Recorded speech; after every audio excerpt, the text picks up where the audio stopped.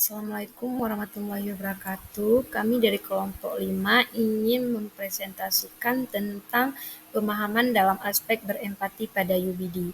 Baik, sebelumnya perkenalkan kelompok. Saya sendiri Mimi Roza, ada Deviani, Julita Sari, Renov Mulyawan, dan Yulia. Baik, pada slide pertama akan dijelaskan oleh Deviani. Nah, baiklah di sini saya akan menjelaskan tentang pemahaman dalam aspek berempati pada UBD.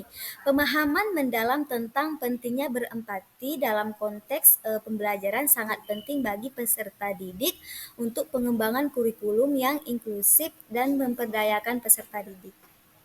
Oke, mana ya? Baiklah, di sini saya akan menjelaskan pengertian dari empati. Empati merupakan kemampuan untuk merasakan atau memahami perasaan serta perspektif orang lain. Nah, empati juga melibatkan kemampuan untuk memahami situasi dari sudut pandang orang lain.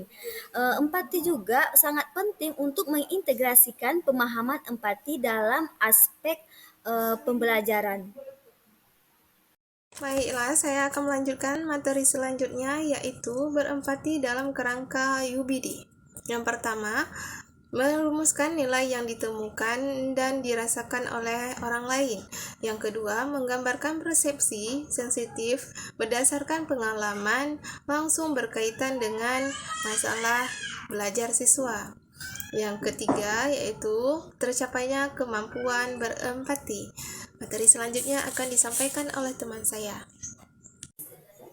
Baik teman-teman, selanjutnya saya akan menjelaskan mengenai poin kemampuan empati. Jadi ada beberapa cara agar kita bisa meningkatkan kemampuan empati kita. Yang pertama adalah penyadaran diri. Ini yang pertama kali ya yang harus kita lakukan, yaitu dengan penyadaran diri akan perasaan dan perspektif kita masing-masing. Yang kedua adalah komunikasi yang empati. Jadi komunikasi yang kita lakukan itu harus memperhatikan perasaan orang lain, karena ini adalah kunci dari kemampuan empati. Bagaimana kita mau bisa menumbuhkan empati sedangkan kita tidak memperhatikan perasaan orang lain. Yang ketiga adalah menyimak aktif. Jadi kemampuan untuk mendengarkan secara aktif juga merupakan bagian dari empati yang kuat. Jadi sebelum munculnya empati, kita terlebih dahulu harus menyimak atau mendengarkan secara aktif pembicaraan yang dibicarakan oleh orang lain. Nah, selanjutnya, kenapa sih kita harus berempati? Jadi ada beberapa nih teman-teman kenapa kita itu harus berempati. Yang pertama itu adalah untuk pengembangan pribadi. Jadi empati ini bukan hanya menjalin hubungan dengan orang lain, tetapi juga untuk pengembangan diri kita sendiri. Contoh misal dari segi emosional, kita lebih peduli dengan apa yang terjadi dengan orang lain. Contoh hal lainnya adalah bisa meningkatkan kebahagiaan. Karena kenapa?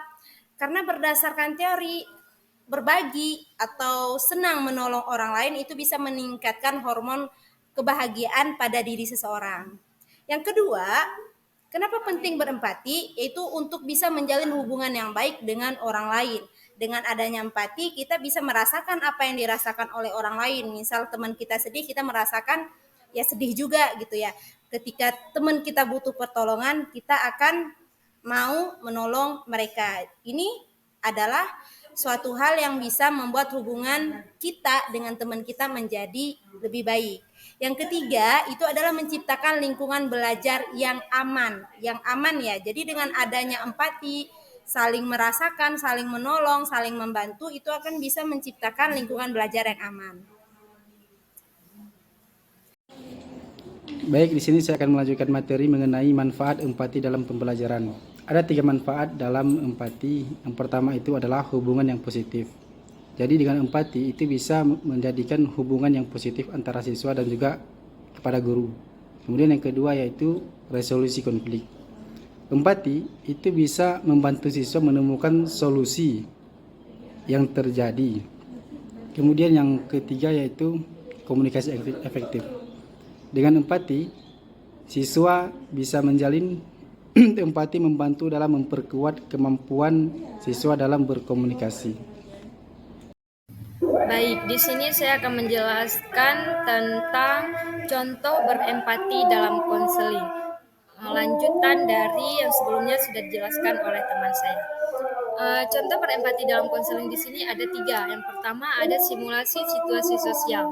Yang dimaksud yaitu menyediakan kesempatan kepada siswa untuk memahami dan merasakan situasi sosial dari berbagai perspektif. Contoh konkretnya, menghibur teman yang sedang bersedih dan menemaninya dan mendengarkan keluh kesahnya. Kedua, ada proyek kolaboratif. Yang dimaksud di sini proyek kolaboratif adalah meminta siswa untuk memperhatikan perspektif orang lain. Contohnya, siswa di sini saling menghargai pendapat satu sama lain. Ketiga, ada kegiatan refleksi. Kegiatan refleksi di sini meminta siswa untuk menempatkan dirinya pada situasi orang lain. Contoh konkretnya, contoh pertama itu salah satu peserta didik yang berduka karena salah satu anggota keluarganya itu meninggal dunia. Peserta didik lainnya itu mampu menempatkan dirinya dalam situasi tersebut, merasakan juga kesedihan dan ikut berbelasungkawa. Contoh yang kedua itu di sekolah, peserta didik memiliki status sosial yang berbeda. Peserta mampu menumbuhkan rasa empati dan tidak membanding-bandingkan status sosial mereka masing-masing.